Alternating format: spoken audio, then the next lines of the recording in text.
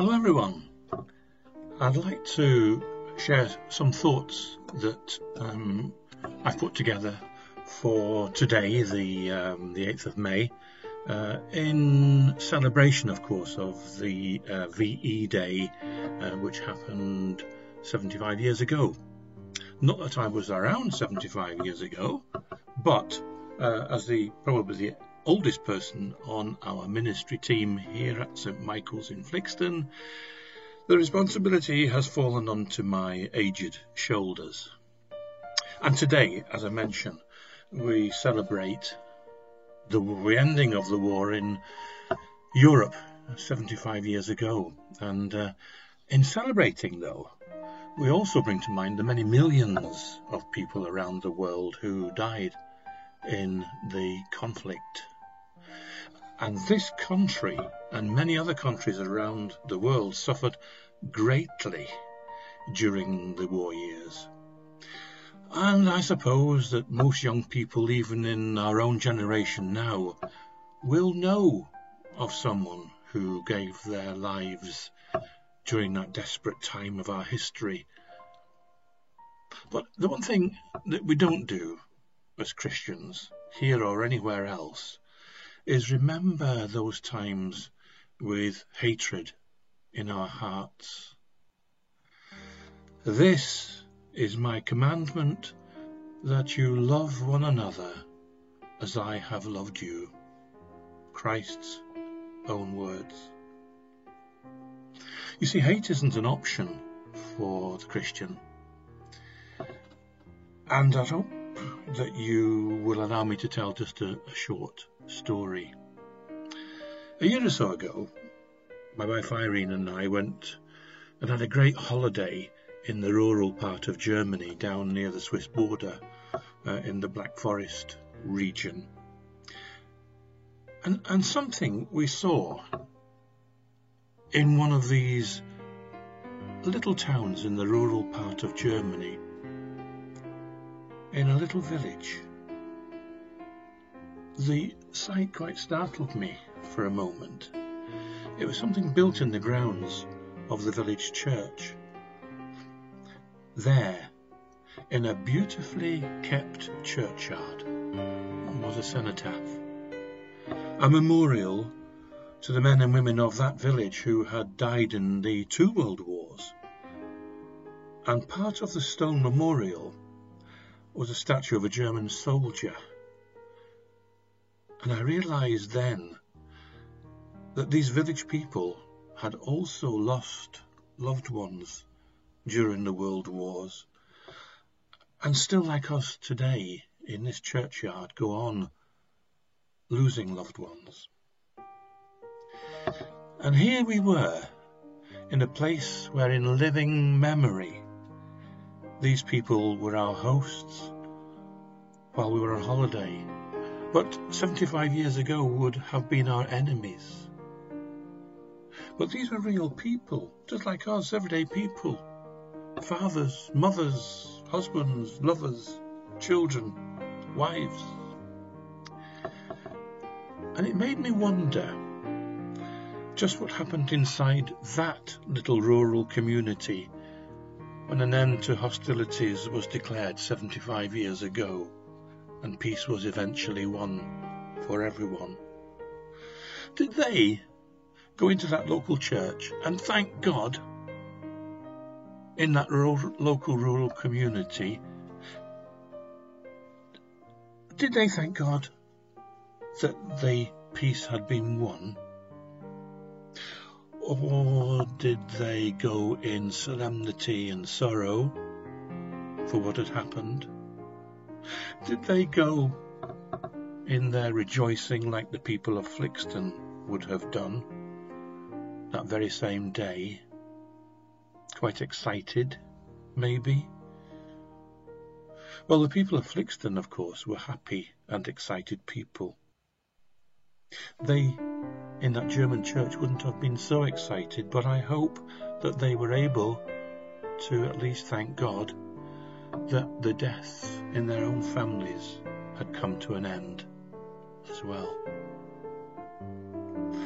Let me share with you part of a speech given by Count Schwerin-Korsich, Germany's foreign minister, and he gave this speech to the German people 75 years ago today.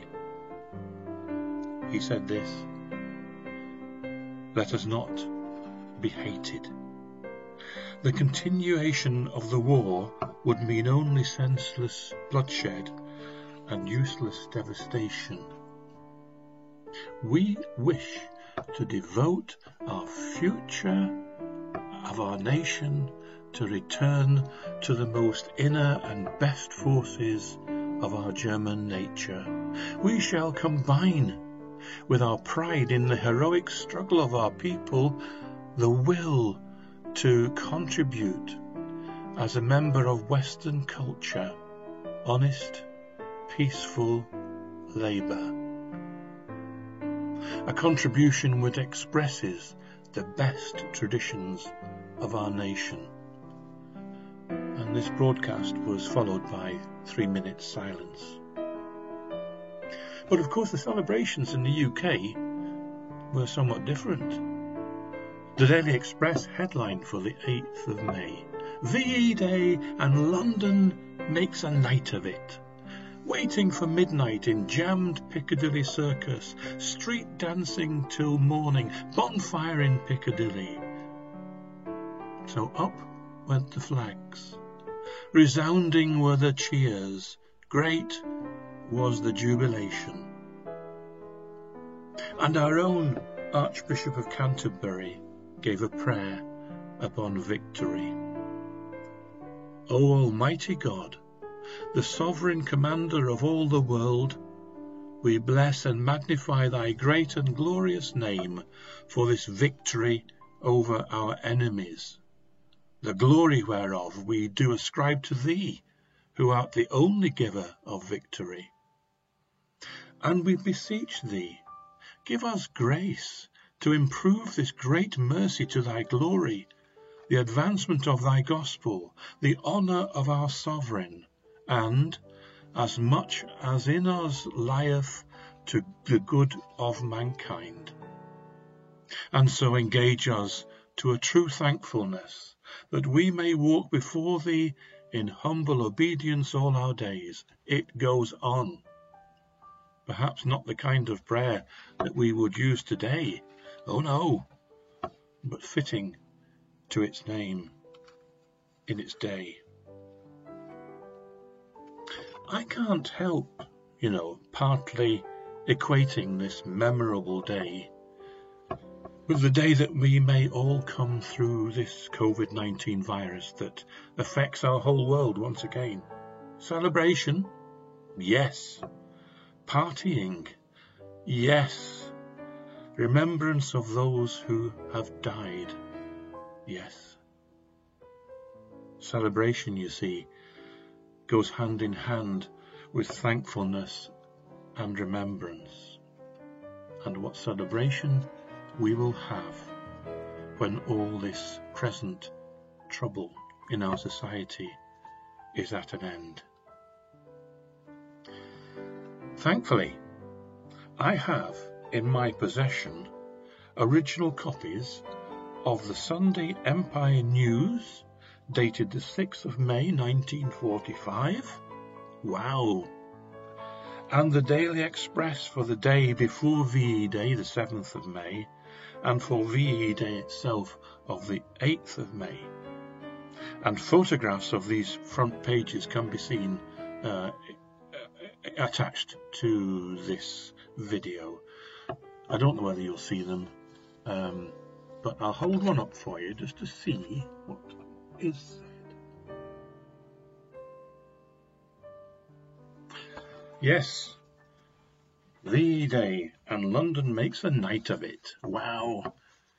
A bit different to my small village in Germany.